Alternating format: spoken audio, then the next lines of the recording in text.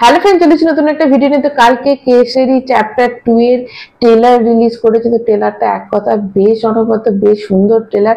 দেখো, এটা একটা সত্যিকারে যখন এই সিরিয়াস একটা টপিক এবং সিরিয়াস একটা রিয়েল টপিকের ওপর তৈরি করা এটা সিনেমা। জালিয়ানওয়ালাবাগ হত্যাকাণ্ড যেটা হয়েছিল, জালিয়ানওয়ালাবাগে যে হত্যাকাণ্ডটা হয়েছিল 1919 সালে, তো সেই ঘটনাটার পরিপ্রেক্ষিতে এটা মানে একটা কোর্টে কেস চলেছিল, যেটা শ্রী শঙ্করা নায়ার মানে লড়েছিল এবং মানে আমাদের ভারতের হয়ে, ভারতের হিরো বলতে পারো, যে হয়ে লড়েছিল। এবং সে বলেছিল যে জেনারেল ডায়ার যেটা করেছে সেটা ভুল। তো সেই ক্যারেক্টারটা মানে শ্রী শঙ্কর নায়ারের ক্যারেক্টারটা করছে অক্ষয় কুমার। তো অবভিয়াসলি দারুণ একটা ক্যারেক্টার।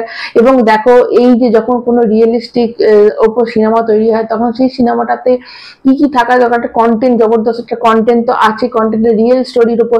সেখানে ডায়ালগ ভালো হতে হবে, সেখানে অ্যাক্টিং ভালো হতে হবে, এবং অবশ্যই পেছনে বিজিএমটা, এগুলো খুব চোখে পড়ার মতো। এবং এইগুলো যদি ভালো মতো হয়ে যায়, তাহলে সেই সিনেমাটা অবশ্যই লোকের মনে ভালো লাগবে। এখানে ডায়লগের তার উপর খুব বেশি জোর দিতে হবে, অভিনয়। তো এগুলো যদি সব প্রপার ভাবে হয়ে যায়, তো সিনেমাটা দারুণ দুর্দান্ত অবশ্যই হতে চলেছে।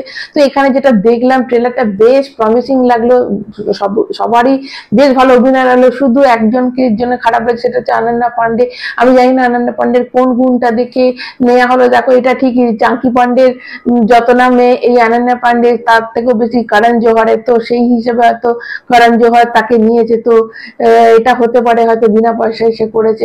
তবু মনে হবে যে এরকম একটা সিরিয়াস ক্যারেক্টার, দেখো শ্রী শঙ্কর নায়ারের হয়তো সেক্রেটারি, যেটা মনে হচ্ছে যে অ্যাসিস্ট্যান্ট উকিল হচ্ছে, মানে অ্যাডভোকেট হচ্ছে এই অনন্যা পান্ডে ক্যারেক্টারটা, যেটা মনে হলো। এবার দেখো, যদি ভালো রোল করে অবশ্যই তারিফ তো করতেই হবে, কিন্তু যদি এর অভিনয়টার জন্য যদি কোথাও একটু গড়বড় হয়ে যায়, যতটুকু দেখালো তাতে খুব ফ্ল্যাট অভিনয় করছে, সেটা দেখা মানে যেটা দেখে এটা লাগলো। এবং সব থেকে ভালো লাগলো সেটা হচ্ছে অক্ষয় কুমারের অভিনয়। অনেকদিন বাদ দেখো স্কাই ফোর্সের অক্ষয় কুমারের এমনিতেই কামব্যাক হয়ে গেছে, যেই যাই বলুক, এবছরে কিন্তু স্কাই ফোর্স ভালো নাম করেছে। তারপরে কিন্তু এটা 18 তারিখে আসছে। এবং এবং এর সাথে আর মাধবনকে বেশ, দুজনের মধ্যে যে ফেস অফটা থাকবে। আর মাধবন ও হচ্ছে সরকারের পক্ষ থেকে উকিল রয়েছে।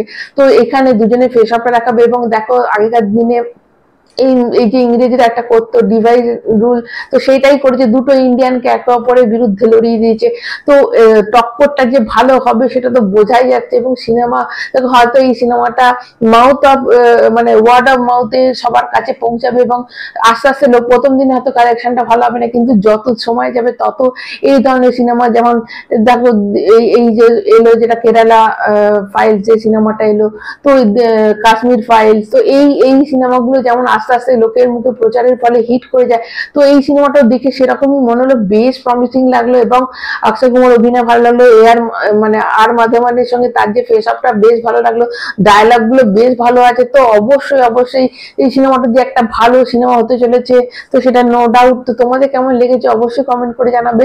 তো আমার তো বেশ ভালো লাগলো। এবং এটা তো অক্ষয় কুমারের মানে পরপর অক্ষয় কুমার দেখো 2-3 মাস অন্তর অন্তর একটা করে সিনেমা দিচ্ছে। এরপরে জলি এলএলবি আছে, তো ওটাও একটা উকিলের ক্যারেক্টারতেই আমরা দেখতে পাবো। তার আগে এটা এটা দেখো, শোনা যাচ্ছে যে জলি এলএলবিটা নেক্সট আসবে, কিন্তু তার মাঝে যে এইটা, কিন্তু এটার নাম কেন কেসরি চ্যাপ্টার 2 দিল সেটাই বুঝি না। কেসরি সিনেমার সাথে এটার তো কোনো মিল নেই, তবে যাই হোক কিছু মনে করেছে সেই জন্য দিয়েছে। তো অক্ষয় কুমারের হাতে কিন্তু এখন বেশ ভালো ভালো একটা সিনেমা রয়েছে, এরপরে জলি এলএলবি আসবে। তো অবশ্যই তো এইদিকে তো চোখ থাকবেই। তো এইটা তোমাদের কেমন লাগলো, এই সিনেমাটা কারা কারা দেখতে হবে, 18 তারিখে রিলিজ করছে, তো বেশ ভালো তো মনেই হচ্ছে দেখে।